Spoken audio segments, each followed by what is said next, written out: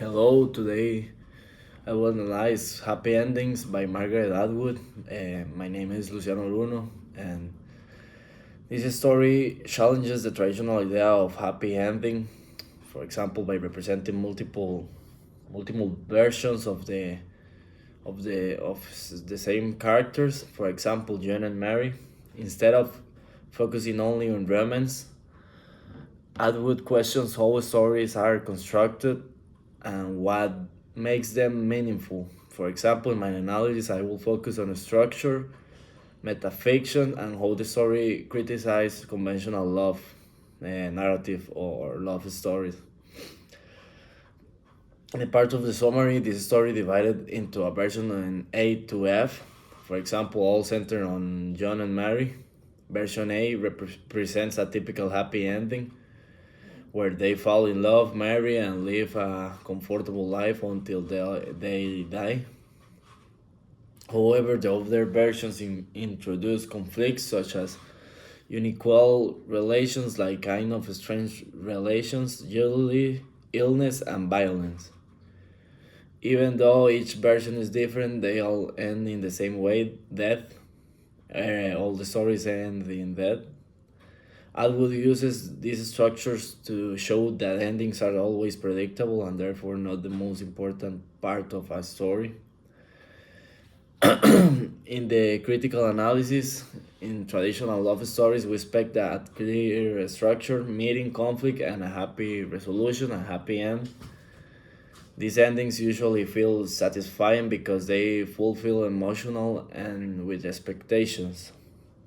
Atwood challenges this idea because showing like all of these endings are essential the same.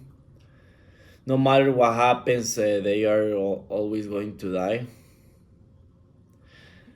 And this story makes the idea of happy endings seem like less meaningful than others. Atwood uses multiple scenarios form of metafictions, and the story draws attention to its own structure. Instead of focusing on the characters, Atwood makes the reader think about how stories are written, like everything in the same way. Compared to fairy tales that we review a lot of them, uh, which promise always the same end, that a happy end. This story feels more realistic and a little bit ironic. I would suggest that those idealized endings ignore the complexity of real life. The, the story can be interpreted in different ways. It can be about love and how relationship are often equal or disappointed. It can also be about since that it is only the guarantee ending, and always we don't want the same ending like happy. However, I think the strongest interpretation is that it is about storytelling itself and critique of narrative conventions. And personally, I agree with the idea that death is the only certain ending, but I don't think that make the story meaningful. So, as I really said, that I don't think that always the same happy ending is always the same related ending that as death.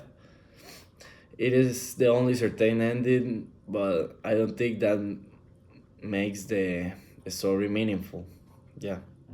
Instead of it emphasize that the middle of the story, the experiences, choices, and conflicts is what gives these values. Overall, I see the story as more realistic than pessimistic because it reflects real life complexity rather than idealized version of love and happiness, like normal versions of love and happiness, like always. And the last one, the two critical questions.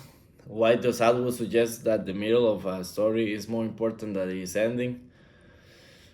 Atwood suggests that because the endings is always the same death, and so it doesn't take a much meaning that change it to a happy ending that is always the dead. The middle, however, includes all the events, different stories, conflicts, and different choices between the stories and the structures.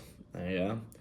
How does happy ending change your expectation of what? Out. The second question is how does happy ending change our expectation of what a happy ending should be?